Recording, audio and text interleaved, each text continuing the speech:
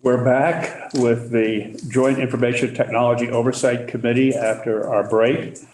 Our next presentation is an update on the state's IT organization and on emerging or existing threats with particular concern about cybersecurity. It is likely that we will have an executive session somewhere towards the end of the presentation from the Agency of Digital Services. That executive session will probably last no longer than 15 minutes, and it will be before our next break. And then we will come back after, hopefully on time, to continue with our IT modernization fund and relevant projects at 11:20.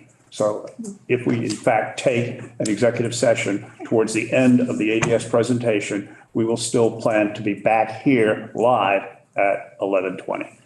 So again, let's have the folks from ADS who would like to come up, please come up and take a chair and introduce yourselves. Senator Pearson.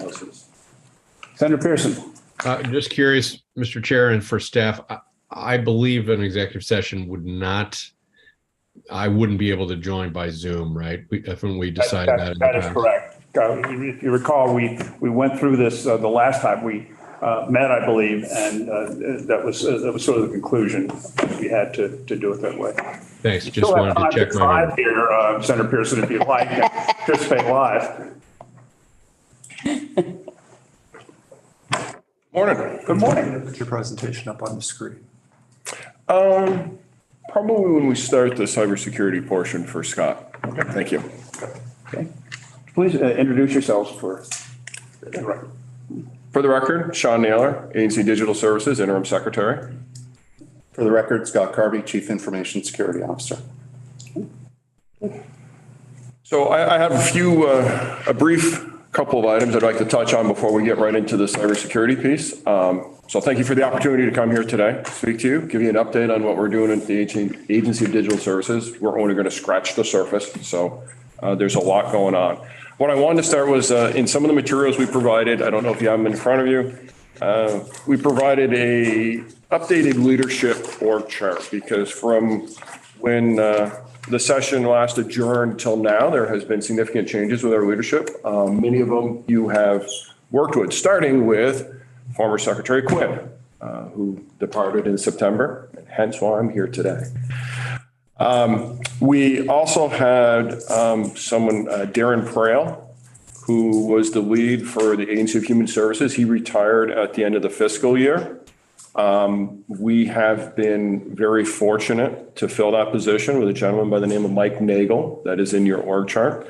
And I say very fortunate because Mike was a director of Darren's at the Department of Health and was very instrumental in the Department of Health's technology response during the pandemic. So he's got a lot of on the ground experience, but his previous to the state private background brings a lot of leadership and strategic thinking from his previous work. So I think he's going to be a tremendous fit and is going to help us really move forward in the Agency of Human Services. Another individual, you'll probably recognize the name, and that is Darwin Thompson.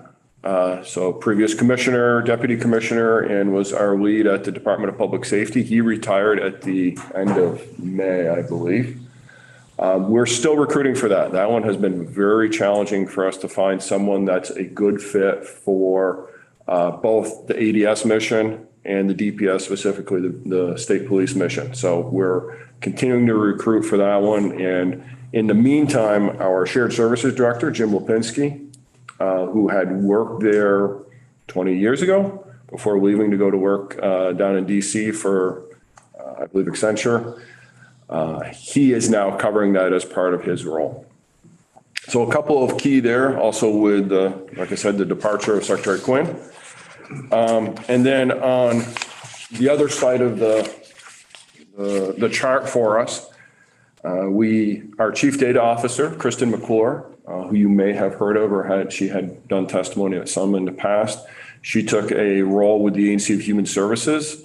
We have finished recruiting for that one. We are very excited. We have an individual that's going to be started in January. We're still working out a couple of the small details, so I'd rather not say who that is, but we do have someone that will be onboarding and brings a tremendous amount of experience, especially in the data space, and will be able to build upon what Kristen had done for us moving forward. So that one's an exciting change for us. And then the last one is part of the last session was the creation of a new division within the agency, Digital Services for Artificial Intelligence. We have started that division. We have recruited and successfully filled it with Director Josiah Raish. Josiah actually has worked within ADS and kind of moved up through the ranks and has been really instrumental in a lot of AI activities that we were doing. So he brings a kind of from a ground up perspective, but also has a real mind for the policy side of it. So we're excited about having him join the leadership team and, serve in this capacity. And we'll probably have him over here next session to talk about what we're doing. I believe their report is due in December. And so there will be more obviously discussions around artificial intelligence. What does it mean for us and what's it mean for the state? So I'm going to pause there and see if you kind of have any questions about our leadership changes. The only question that I have is just about staffing overall, and how are you able to get who you need given the demographic crisis that seems to be affecting everybody else? That's a challenging one to answer, because even just on our leadership team, right? We're excited about who we were able to attract for the CDO position, somebody that was making significantly more money than we're paying, but we're really excited about the opportunity to work with data in Vermont, right? So in that instance, we were able to recruit and attract someone because of the type of work that we're doing and where we're going as an agency in the state. But in the DPS space, the Department of Public Safety space, we've been really challenged to fill that and find a good candidate that's going to kind of meet the needs of both missions. And I would say that experience has been working throughout the agency. We're running, I think we're around 14% vacancy rate, which is significant, but it hasn't been fluctuating. So I came in as deputy in August of 2017, and the best we ever got to, even when things were good, was a 9% vacancy rate. And I think that was for like 3 days. And then we lost someone and it went back up. So we've traditionally run around 10%. And so we're a little higher than that, but we're not losing ground. So we've been at least successful enough that as we're having attrition, we've been able to find enough good talent that we're not backsliding any further. In terms of the vacancy rate for ADS, do you have any sense for how it compares to the vacancy rate in the rest of state government? It varies, right? I think when you look at correctional officers at one point were somewhere around 30%. And then in some areas, they're in single digits. I would say we're in the middle. One of the things is recently we just got to attend the National Association of State Chief Information Officers Conference. And many of our peer states, especially in New England, are like 20% and higher vacancy right now. They are really struggling. One of the things that I think is helping us, a couple of things that are helping us. We're realizing that promoting from within and looking to recruit like junior level folks that we can bring in and groom has helped us to succeed. We are managing for the majority of our workforce, giving them the option of being remote 80% of the time.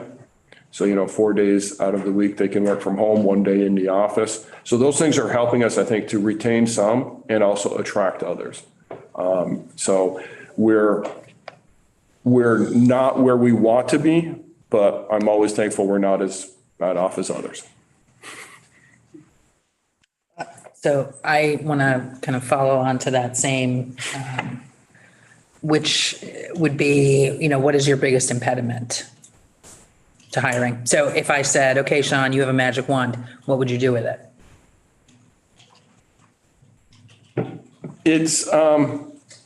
I wish there was one thing, but I think it tends to vary depending on the skill set. And I don't want this to be a wishy-washy answer, but I want to try and be honest. But I think in some instances, people that are, say, systems developers, it may be a pay thing, but in a lot of instances, they work very isolated. So I think we may, if we had the opportunity to have 100% remote, there might be an opportunity to attract different. Interesting. But in other areas, so like what Scott's going to speak to in the workforce, in security and stuff, it really is, we're at a pay disadvantage. And even though we've got a good pipeline with Norwich University right down the road, right, and we've had opportunity for people to join, often we get a period of time out of them, and then they get their 1 or 2 years under their belt after graduating with us, and they can just command prices that are well beyond what we can meet. And so I recall that several years ago, pre-pandemic, I think, Secretary Quinn was looking at the potential for getting sort of exception or bump. Market factor adjustment. Market factor adjustment. Did we do that? Was it helpful? We have not. We're in the process of that. We've done we've had DHR do the analysis. We are planning for it as part of our budgeting process for, we're working on 24. So yeah, that is something that, at least in the security space, we're ready to move forward on some sort of market factor. So I think I heard you say that that is something we will see reflected in ADS budgets in the coming session. That's anticipated at this point. Okay, not something you were looking at for a budget adjustment. Not at this point. Okay, that's it. Thank you. Representative Schiff? The 80% part or remote versus 100%, what's the decision point there that's preventing 100% remote? There's a lot. It's going to be, depends on the team often, but more than anything, what we're struggling with is 100% remote. We as a leadership team were fairly well formed at ADS pre-pandemic. And because of that, we moved to a 100% remote for almost 2 years very successfully because we had established ourselves. And where we're struggling is, how do you establish those good team dynamics when it's 100% remote? And that is something that we are trying to figure out, how do we do, right? If the team's getting together and they're having one day in the office a week and somebody on that team is never there, how does that work? Do we still get, is that individual a successful member and stuff? And so we're looking at those types of things. And then it's just, we feel strongly about having folks in so we can have like community development days, that the team can get together and review things together. So there's a little bit of it that is like how we work, and a little bit of it about, worrying about how it's going to do for the long term of the team, right? So I want to make sure that we guard against having not teams of 10, but 10 individual contributors that are collected. And so that dynamic is hard. And that's one of the things we're challenged. And I think we're still learning from, right, is coming out of the pandemic, is how do you work in a hybrid environment or integrate people that are 100% remote? Okay. Are you having 10 people in on one day of the week so that they're all working together, or 2 people in on each 5 days of the week? It is all over the place. It depends on the nature of their work. Some folks we have in more than 1 day a week because they're servicing hardware, right? So they've got to be here to be able to take and build a laptop and deploy it to someone. So they're in about 50% of the time on an alternating schedule. Some groups are in as an entire group so that they can have like either learning events and stuff. But if it's an area that has they support a group that's mission critical, then we try to have coverage here 5 days a week. So it depends on the team and what their kind of role is as to how well or what pattern they're working in. Trying to best match what the needs are. Any other questions?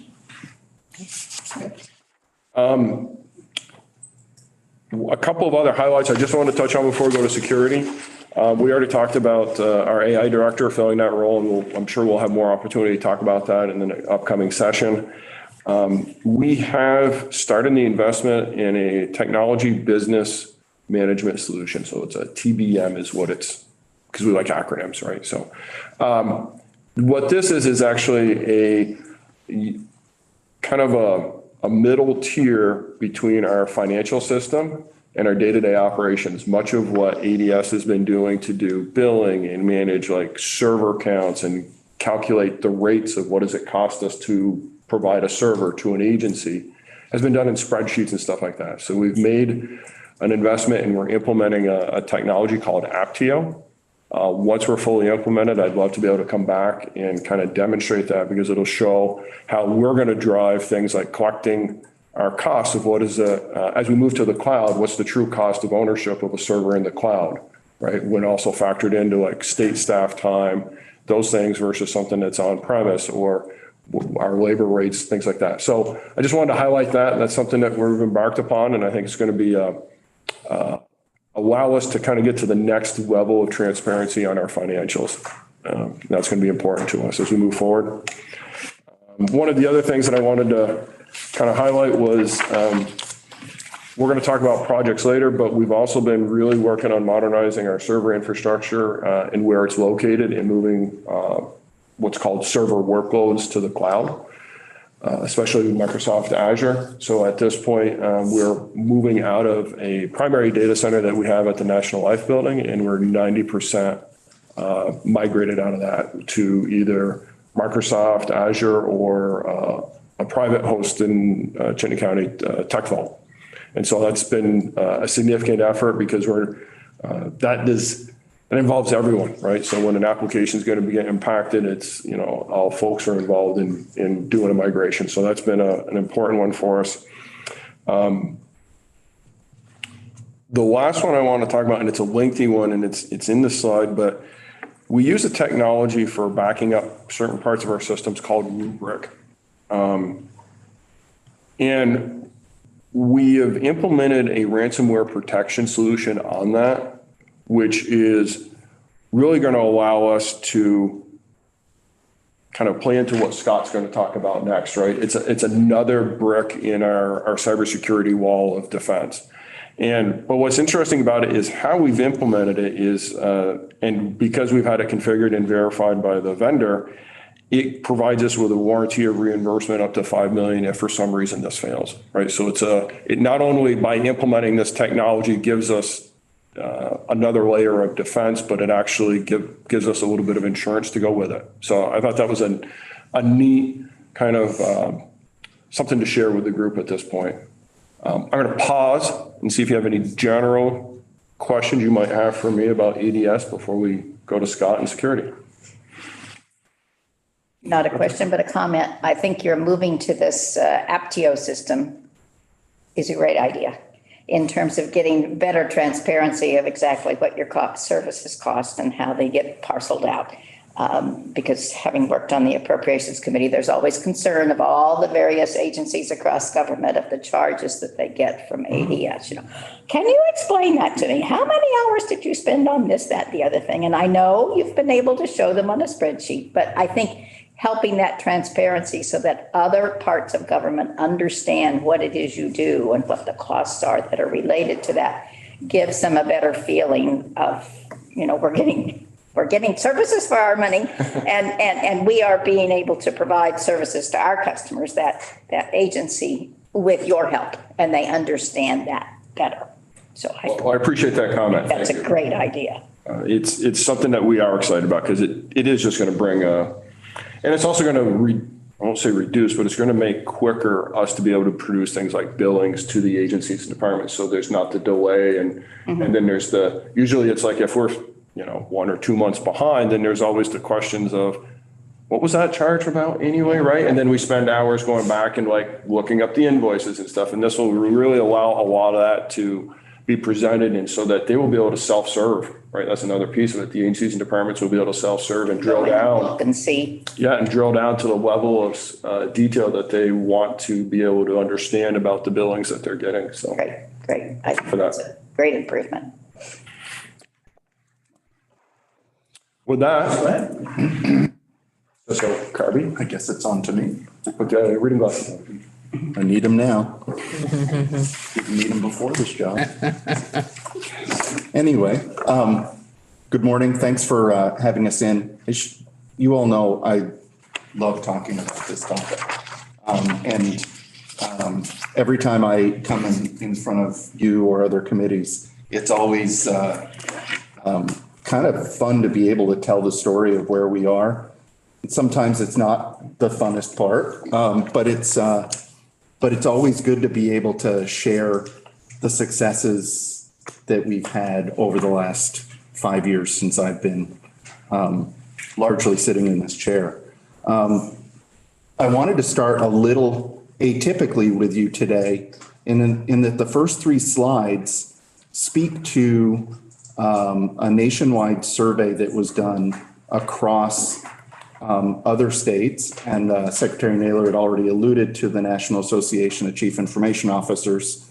They sponsored a survey specifically focused on cybersecurity and identified the 3 key pieces or the 3 key trends that are happening across cybersecurity in states generally.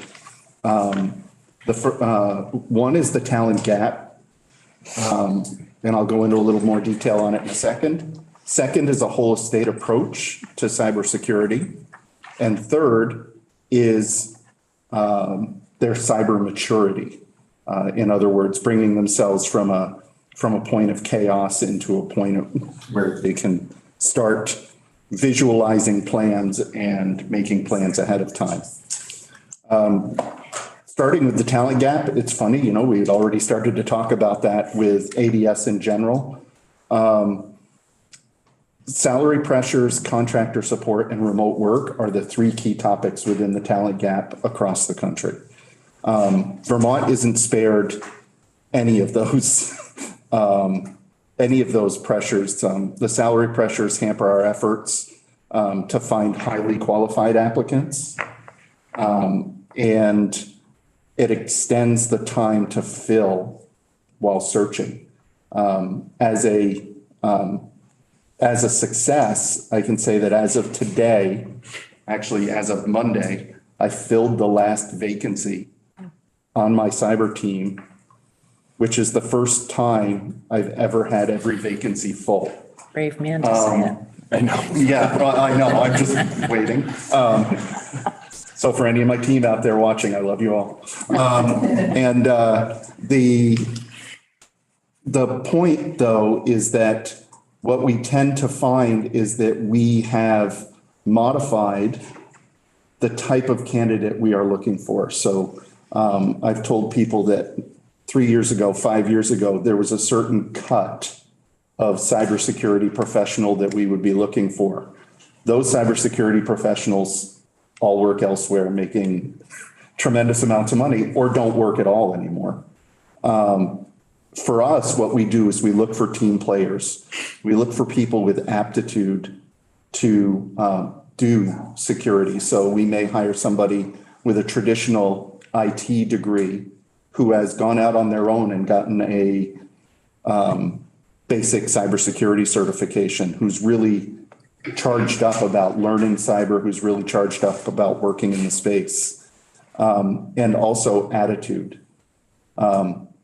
Somebody who really wants to be part of a team, somebody that when I drop a message into our team chat, I get 5 people immediately saying, let me see what I can do about handling that, as opposed to waiting for that assignment to come down. It's made my job significantly easier, but the recruiting, the hiring, the filling has been a significant challenge. We use a lot of contractor support. As you all know, we've been partnered with Norwich for years to provide security operations center support. But we've also had to bring in support to work directly on firewalls and directly on our network infrastructure. Because again, that top level talent, we're trying to grow it from within, but it's just not out there for the taking for us to bring in. So we have to funnel that through contractors to get that. And I'm sure Mr. Chase, you are well aware of that. One question along sir. those lines, and it goes back to what I think we discussed a little bit earlier, is when you go out to hire a contractor to do something internal relative to cybersecurity, you're paying for the price of that contractor plus the markup and overhead associated with the company that provides it. Do you have jobs that you're using contractors for on almost a regular ongoing basis that you would, if you had the right person, would this be a job that would be an internal job? The answer to your question is yes, but only on a temporary basis. So, without getting into details, one of the firewall engineers that we use, it's a position that was brought in to fill a gap while we continue to attempt to find a senior firewall engineer to be that lead engineer, or as I said, to have the talent in-house come up to speed to where we feel that on their own they can handle that position. So we use individuals in that regard as a stopgap measure. The other ones, the SOC service that we're doing with Norwich University, that was an entire block of services that didn't exist within the state of Vermont. And so when we went out and we contracted for that service, we did that so that we had that level of effort available to us on a constant basis. And so that has been an ongoing relationship for 4 years now. Just one question I have around contractor support and the talent gap. And, I'm thinking about nursing and how we have traveling nurses, contract positions. That has become a really attractive opportunity. I presume contractors are maybe 100% remote. I guess I'm asking, what I want to ask you is, are you seeing any kind of acceleration or increase in folks wanting to be contractors versus full-time, like finding that to be a more flexible fit?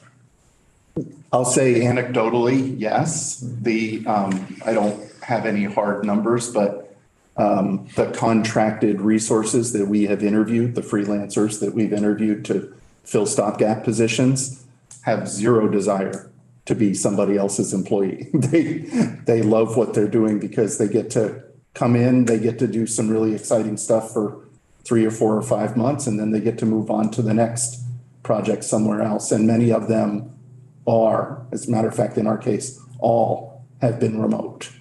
And they get to stay wherever they are, in the mountains of Colorado or on the Olympic Peninsula, and live in their home and do their job and just continually find new things to do. And I don't want to get too lost in this, but are you all thinking about, and I wonder if you see that too, Sean, but are you all thinking about specific strategies around that contract versus? No, it's an acceptable answer. I mean, this is more of a curiosity. No, Don't take us too far off here. We're always trying to understand, right, and how this dovetails. And one of the things I think, correct me if I'm wrong, Scott, but the one contractor you have now in the firewall is almost acting as a mentor to our junior staff. Oh, right. So we're looking to not just have them be him or her be a hired gun for a period of time to do a function for us, but trying to tap into that so that we're grooming from within. So I think that's what gets back to where Scott's talking about. We're trying to find more entry level folks that really have the desire. And if we give them the break, they're going to stay with us longer, and then look for these engagements to help accelerate their growth with us and their knowledge. Okay. I guess the concern I think that perhaps some of us share is that we don't pay people enough, and we have to then devise innovative strategies that are workarounds, and we sometimes tell ourselves how well those strategies are working. And there's just always a question, I think, that I would ask is, are there? Because we do have areas in state government that do pay people more and that do look at what the market rate is for the job. And I'm frankly concerned that we've been talking about this issue of market factor adjustment for the 4 years plus that I've been on this committee, and we still haven't done it, and that concerns me. I remember, and I go back in state government, ultimately, I had hair when I first started working in state government. So a year or two, yeah. But in the state auditor's office, we had this identical problem, and we had a 31% market factor adjustment in order to get people to work in that office who are actually qualified. Because the alternative was we were constantly hiring contractors at 3 times the rate that we would pay the people with the 31%, because of the overhead and profit margin of the contractor. And I'm just really, my gut concern is whether or not we're doing some of that now. And so I just throw that out for you to consider. We know that those rates in the auditor's office still exist today. They also exist in the captive insurance area and some of the things in the Department of Financial Regulation, where you can't hire people for the jobs that we have to do at the rates state government has as a listed rate. And there is a mechanism to deal with that. And I encourage you to really evaluate carefully. Are you making decisions about the way that you go and hiring less qualified people because they'll stay with you longer, because we simply aren't paying enough to get qualified people to stay with us in the first place? Valid point, and it is something that I would say, if there has been discussion for 4 years, we're on the cusp of making it happen with regards to the market factor. So I mean, that's we've moved beyond talking about it at this point. And it is, and we're always looking for different strategies, right? And that's why I wanted to call out what Scott's doing with kind of using the contracted individual as a mentor, right? I mean, that's huge for us, because it's not just getting the job done, but it's helping us grow. Sorry, Scott.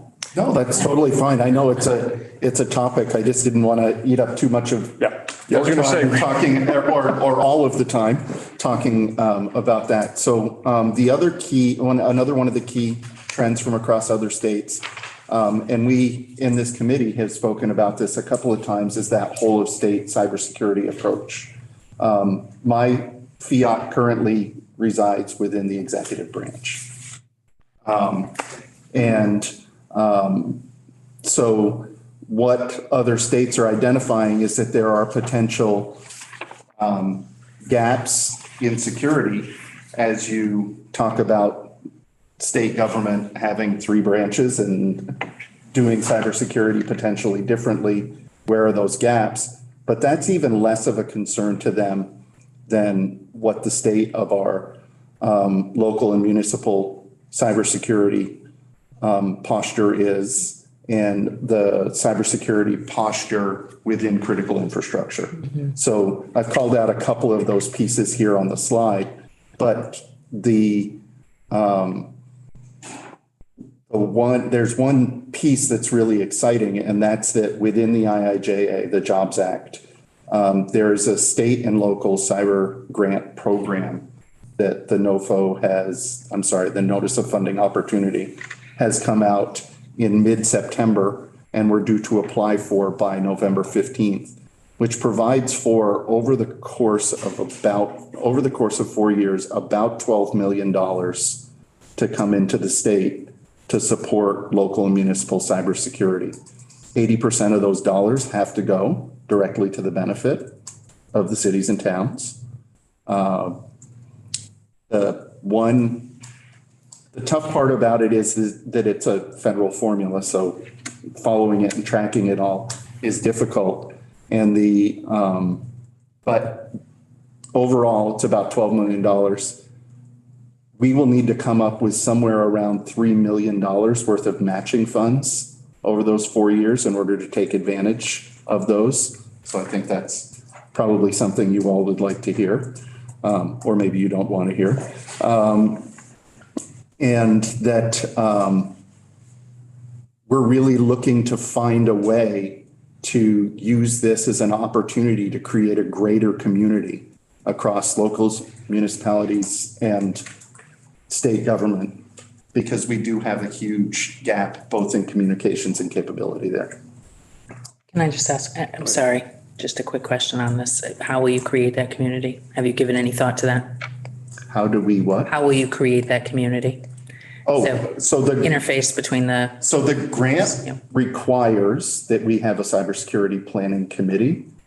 We pulled some representatives from some municipalities, and there are other requirements by the feds to be in that committee. That committee will devise a plan, and that plan will be pushed out to the municipalities to see if they wish to participate. If they choose to participate in the overarching plan, great. We're looking at, I don't want to get ahead of the committee and what the committee may decide to do, but it would be ideal for us to provide services to cities and towns like they're provided to state entities now. And so that community becomes tied together through technology and the required communications of that. so I would love to follow up with you on this and not take a lot more time, but I'm very interested in how you're ensuring that you're working with all communities, not just the communities that have the capacity to work with you. I would love to hear some strategies on that too. I have some, so. Excellent. So, and critical infrastructure, I'm not as concerned about whether critical infrastructure is minding their shop cybersecurity wise. What we are concerned about is how do we know when a critical infrastructure sector or an organization, a water company, a power company, a hospital has some event that would cause a breakdown in services for them that they provide to the community.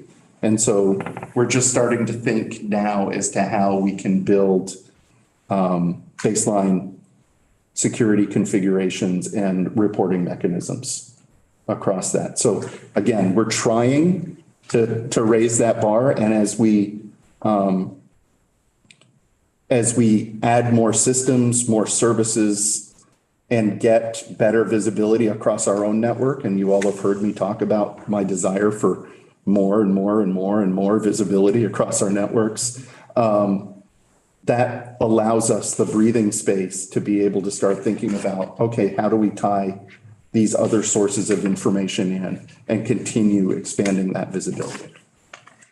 One thing I'd like to add is based on what we heard this morning, I think there's an opportunity to consider how do the CUDs play a role, right, in securing that network? Because there's going to be a lot of things that will serve the backbone for many small businesses likely in the future of Vermont, right? So how do we, and I don't think it's meant to distract from the build out, right? But it's like, should be considered part of, what's next is then, what are we doing so that they're playing a critical role in securing that infrastructure on behalf of the citizens? So we're not worrying about necessarily at the individual entity or business, but there's something that's going on at the CUD level to help secure the network for those folks. So just something to think about. There's a nice tie in there that as that matures, it ties in with what we're looking at as seeing a gap long term. And it touches all communities that are in It it. sounds like a exception of a couple, right? That are. Well, I mean, there are some places in the state, but by and large, all communities. A CUD is made up of communities coming together, and each community has 2 representatives on there. So it's a good way to connect into, Cyber maturity is the third key theme. And this is one where this committee and others have heard me talk about my focus on risk management, risk detection, risk remediation. And I think that we actually do a fairly good job here in this area. And I have more reporting that I can talk about later in the presentation if we have time for that. But we are working on refining cybersecurity plans. I've already talked about the planning committee for the grant, which I will shamelessly use whatever additional effort I can get from anywhere to incorporate into our cybersecurity plans, and especially if we are going to be tying localities and municipalities together tighter with the state. We want to ensure that they're included in our overall cybersecurity strategy and plans. Multi-factor authentication is an issue that many states are still struggling with. We thankfully are not struggling with that. We've had multi-factor authentication in place for 4 years, actually more than 4 years at this point. And we're at the point now where we're moving to that next phase of multi-factor authentication. And I know Senator Brock, you don't like it, but it's going to be even more, it's going to be even more secure by moving to methodologies like adaptive multi-factor authentication that not just senses that you're logging in, but it also senses things like, is this a time of day where you would normally log in? Is this a place where you would normally log in from? Is this a computer that you've ever logged in from before?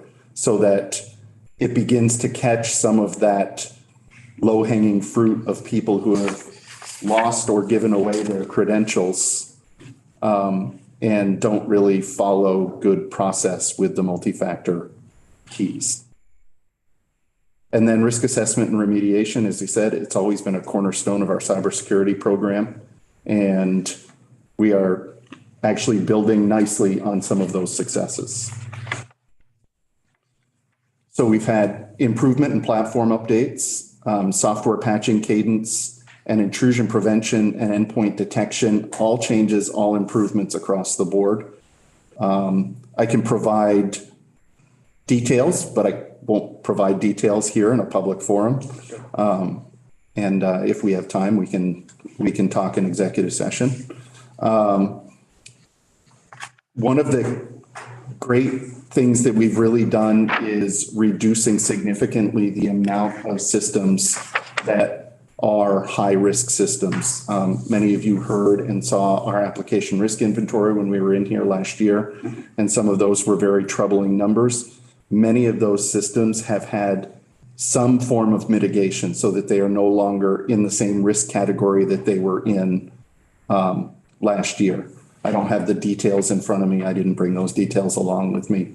That would be an update that I think the committee would find useful to have at a future meeting. At least annually, we should be reviewing the list of particularly high risk and see where our major systems stand on the inventory. Perfect. I'm hearing that some systems are still exactly where they were last year in their risk category. There are some that are in the same risk category as they were last year, due to all of the same factors that existed last year, right? It's a system that's a critical system that needs to be up, it needs to be operating, and a project just has not moved forward yet to resolve that. And typical compensatory controls, patching, firewalling, and otherwise don't really reduce the risk that much to a system that's that old.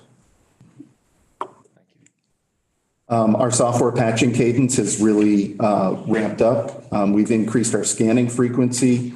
We have much better reporting. One of the systems that we put in over the last year helps us actually score risk across peer organizations within the state so that we can see how one agency compares to another in the way that they're remediating some of the risk across their server platforms and desktops. And we can then use that information to target and say, hey, what's going on here? Why are we not patching at a better cadence? There may be reasons, or there may be, oh, I wasn't aware that that was a problem. And so we can use that as a communications chain, and individual IT leads can actually see that information, and I actually give them their risk score on a weekly basis so that they can see and track it. How often are those risk factors updated? Weekly. The risk factors by which you're assessing your government. Correct. Are great. And is that just automatically through the software that you're using? Yes. That's fantastic. The one piece is that we are still building out the underlying configuration. So when we find something occasionally, like, as I said, I may go to one of the agency IT leads and say, hey, this score has really gone up over the last couple of weeks. And they're like, well, I don't understand that. Well, we go in and we find that maybe the underlying inventory wasn't quite right, or a server is showing on their list that should have been showing on somebody else's list. And so we're still always refining the underlying data that feeds into that scoring mechanism. But I think, and the Secretary can back me up or not back me up, that it's been helpful for us to visualize that. Oh, absolutely. I'll characterize it as the friendly competition has really driven some focus there. I am now seeing in reports that roll up to our office, where people are excited that they've driven their risk score down by a factor of 50% or something, right? They're actually you've got to see it in order for it to be measured, right? And then once you start measuring it, then people want to change the number. Yeah. And that's what we're starting to see, is that real kind of, once we put this out there, if you were blind to it before, you're not now. And now people are just latching on to wanting to remediate these things. So it's really helping us to drive change there. Fantastic. And then Losing any competition between departments to see who can improve more faster. Absolutely. I have one IT lead in particular who actually reaches out to me 2 or 3 times a week and says, how's my score looking? Pride's a wonderful thing. Yes. And then finally on this slide is improvements to our intrusion prevention and endpoint detection. We have subscribed to a threat intelligence feed, which now looks broadly across state governments and commercial customers within the platform that we use, and incorporates what it is seeing elsewhere to preventatively change settings in our platforms to protect us before we're ever attacked. How do you know about that? So when those changes are happening, I presume you do find out about that. Correct. There's a daily digest in the threat intel feeds of all of the updates to our threat profile. So in that daily digest, you're seeing, this, that, and the other thing has been modified. Yes. Okay. Great. And so basically, new threats equals new settings equals more secure systems. And my people are not having to do the touch labor for that. All they're doing is verifying that the changes aren't going to break something. And there have been a couple of times where, because we don't always use standard practices in our networking or system environment, that, we'll come in one morning and something's not working and we'll be like, and then we go back through and we find that a non-standard practice was in use for a communication channel. And then we work on making that into a standard communication practice so that they can continue doing business. Oh, interesting. So it's kind of doing the hunting for you. It does. We have a couple of cybersecurity projects in progress. I think I could go into these in some depth, and noting the time, I'm not sure how deep you want me to go into them. But one of the areas where we were funded last year, I believe through the BAA, was for a security information and event management system to go enterprise-wide to close all of those gaps between the multiple systems that we have. We issued our RFP, had a successful RFP, successfully came to contract, and are in the middle of implementation now. So What's the timeline? The targeted timeline has us turnkey ready to go on December 15th, which gives us plenty of overlap with our current systems before we can start deprecating those and shutting them down. And then there are firewall and security architecture changes. A big component of that was an ARPA-funded project for increased security and architecture, or increased changes to security and architecture within our data centers. And one of those data centers has been done to date. The other one is scheduled for mid-December. Honestly, the huge delay on these has been supply chain based. Until September, I was still waiting for equipment that I had ordered in August of 21. So I took 13 months to get some of that equipment. And then this slide that's here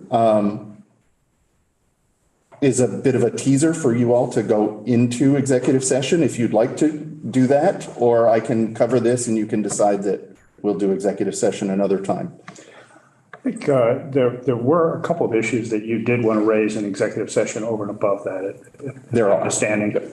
And they're one of the things that we clearly want to look at is are there issues that we need to know about that constitute specific threats, and are there examples or issues that have happened in the past that we need to know about? So from that standpoint, I think we should go into executive session now, and we can pick this up at the same time if there are areas of this that are sensitive that should not be presented in executive session. Does that make sense? Absolutely. Committee? Fine. Senator Brock, I will, even though I'm arrived late and asking a bunch of questions, note that I have to leave at noon. Okay. I understand. All right. Then can we have a motion to move to executive session? So moved. Okay. And Second. okay, all in favor? Aye.